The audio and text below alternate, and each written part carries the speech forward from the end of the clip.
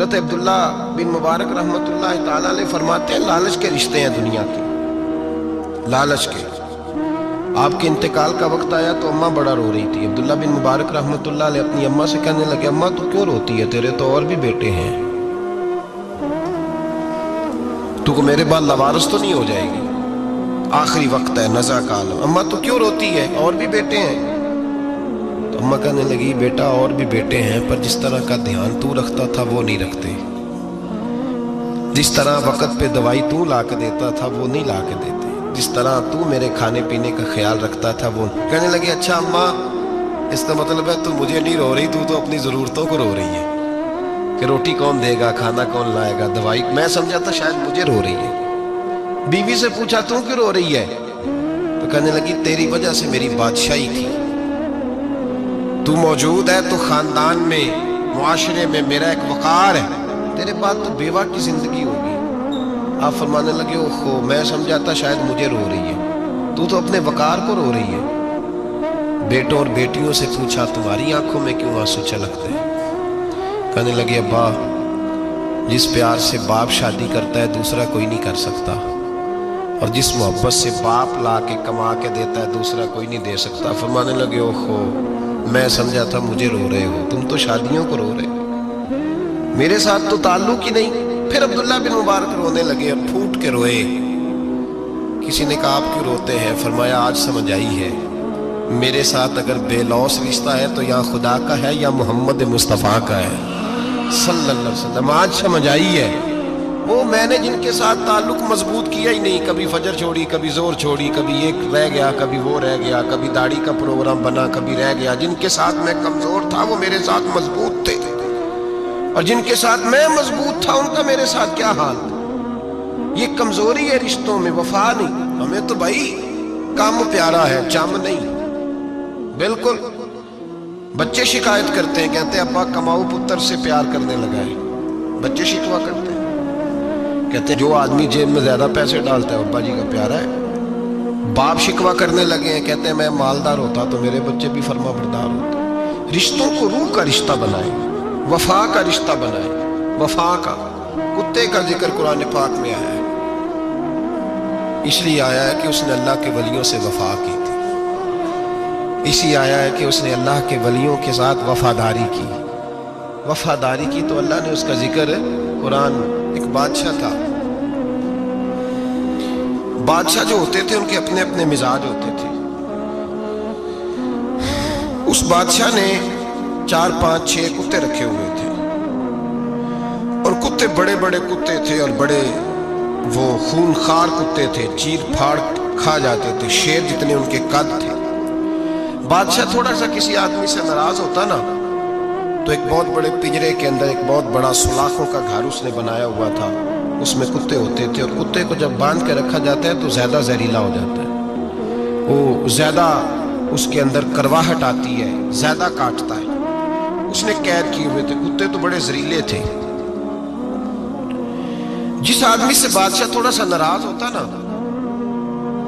تو وہ کتے کے آگے اس آدمی کو ڈالتا، کتے اس کو چیر پھاڑ کے کھا جاتے۔ یہ سزا تھی، لوگوں کو پتا تھا۔ بادشاہ کے وزیر نے بڑی خدمت کی بادشاہ کی، 35 سال تک نوکری کی، لیکن ہر سورج نے غروب تو ہونا ہی ہوتا ہے نا، ہر چاند نے ڈھلنا بھی ہوتا ہے۔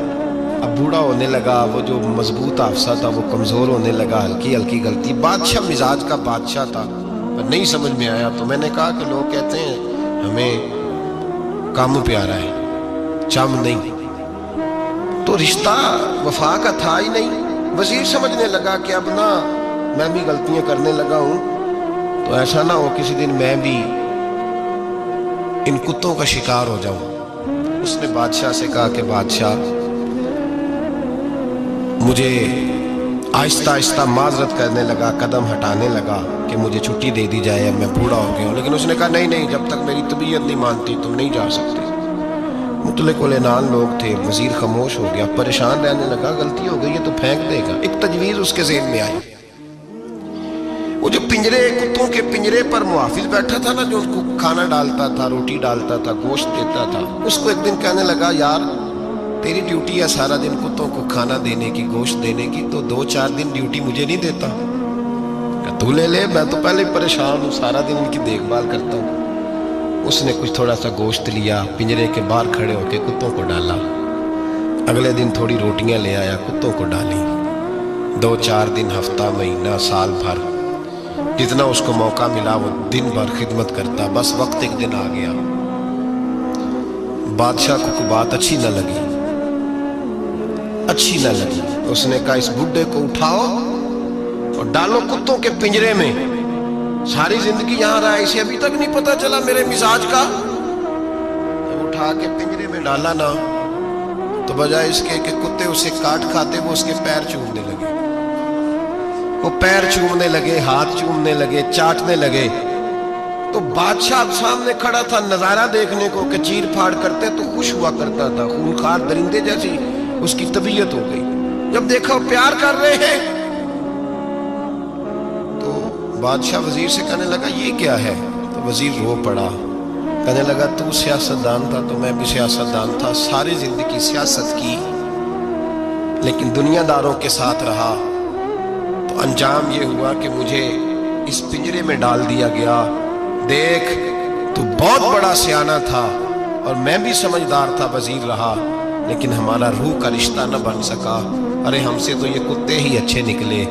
तेरी 40-35 साल खिदमत की तो तूने कुत्तों के आगे डाल दिया। इन्हें तो चंद महीने रोटी डाली है, मेरे वफादार हो गए। चंद महीने रोटी, जिन्हां तना विच इश्क न रचिया, कुत्ते ना थी चंगे।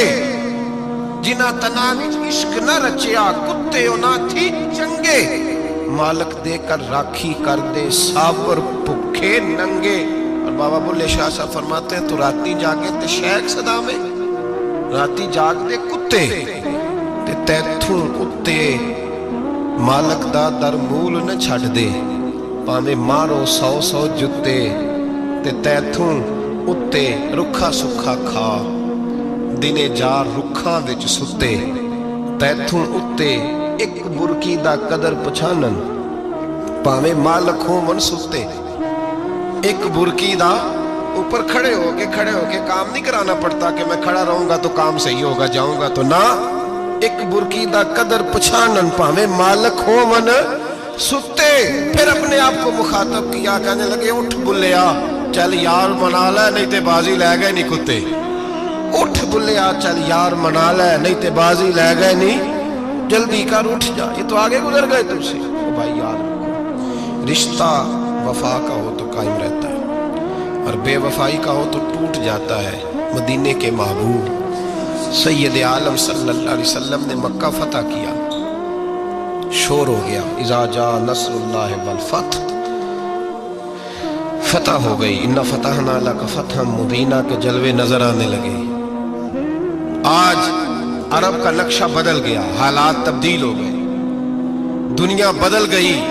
महबूब पाक सैयद आलम सल्लल्लाहु अलैहि वसल्लम इस शान से मक्के में दाखिल हुए कि हर कोने से नबी पाक के नाम के नारे बुलंद होने लगे। अभी 10 साल पहले नबी पाक रोते हुए मक्के से निकले थे, 10 साल कबल रोते हुए गए थे और 2 गुलाम हुजूर के साथ थे। आज उसी मक्के में हुजूर आए हैं तो लगता है पहाड़ और पत्थर भी मेरे रसूल के नारे लगा रहे हैं। तो एक उरूज हो गया, हालात एक नया रुख इख्तियार कर गए। और मक्का मुकरमा के अंदर अल्लाह तबारक, अब तो इहाता बड़ा हो गया है, मुताफ बहुत बड़ा हो गया है, हरम शरीफ की मस्जिद को वुसअत दे दी गई है, लाखों लोग आ सकते हैं। उस वक्त जब 10,000 लोग आए ना, तो सीरत निगार कहते हैं यूँ लगा जैसे दरख्तों पे भी लोग चढ़े हुए, पहाड़ों पे भी लोग, इतना मजमा था। कहाँ 2-3 लोग और कहाँ हजारों का इज्तिमा। मेरे नबी पाक सल्लल्लाहु अलैहि वसल्लम ने तवाफ किया ऊँटनी पे बैठ के काबे का। फिर मेरे महबूब तशरीफ लाए और हुजूर ने खाना काबा का दरवाज़ा खोला। फिर मेरे नबी पाक ने बुत तोड़े। फिर मेरे महबूब ने खाना काबा के दरवाजे में खड़े होकर खुतबा इरशाद फरमाया। फिर मेरे रसूल पाक सल्लल्लाहु अलैहि वसल्लम के जलवे ज़माने ने देखे। इन सारे हालात में दुनिया ने एक वफा का अजीब मंजर देखा कि उस मौसम में बहार में ना तो आवाज़ हज़रत अबू बकर के नाम की बुलंद हुई, ना उमर फारूक और ना मौला अली के नाम की बुलंद हुई। उस मजमा आम में महबूब पाक की आवाज